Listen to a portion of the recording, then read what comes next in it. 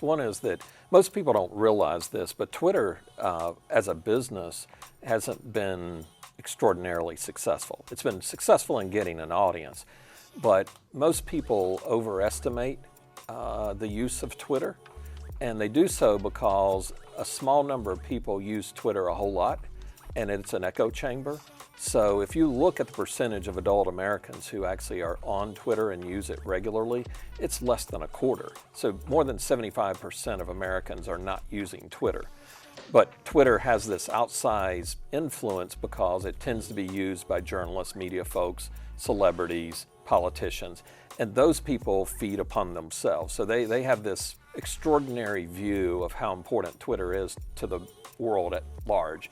And there are a lot of the rest of us who look at it and say, it's just one more piece in the environment.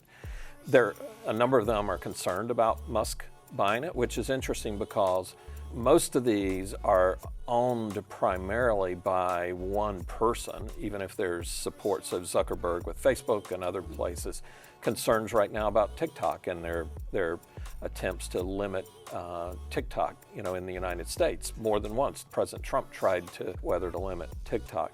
It's a private business. And one of the issues we have with social media today, or something like Twitter, is there are not 12 of them that people are using for that same sort of thing.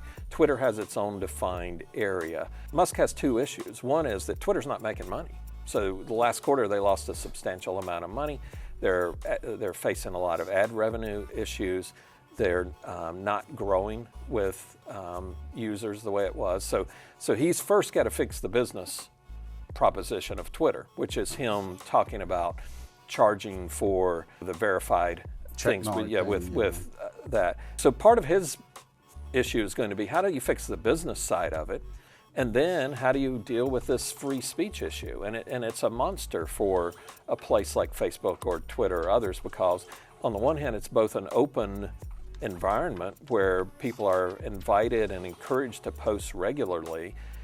It is all user-generated content, or almost exclusively user-generated content. So the user is both the person creating the content and the audience for the content. And that's different than a lot of other media that's moderated. So if we were to have a newspaper or a radio station or a TV station or something, the audience can help create content, but there's a moderator for it. In the case of Twitter, they do moderate some, but it's the amount of content that flows through there is really hard. Well, some reports would say they moderated quite a bit. Yeah, but if you look at actual number of posts that go up every day and how much they impact it, it's extraordinary. So they deal with a very small percentage, and how they deal with it is usually to ban you from using it or to stop you from a period of time, or delete your accounts. I mean, they're deleting tens of thousands of accounts every year that are popping up, a lot of the bot accounts and all this misinformation, disinformation accounts. So you've got all of this going on, but most people aren't affected by that. What happens then is when Donald Trump is banned from Twitter, then it gets a lot of attention. So it acts, if I understand what you're saying, it's Twitter's the news in other news. What happens on Twitter just becomes then something that somebody else can say, oh, well, this happened in Twitter, but not everybody's really that interested in being a consumer of Twitter. Right, and again, 75% of the Americans aren't.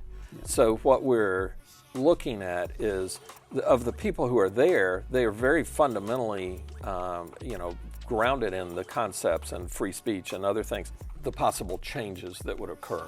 And there are a number of people who are concerned about, will it be this free flow again, where you have extraordinary hate speech and other stuff. This occurs every day, but at least Twitter is trying to limit it now. If they do cut the staff significantly, if they do make some of the changes they're looking at, it could easily become a much more Wild West environment that has less moderation.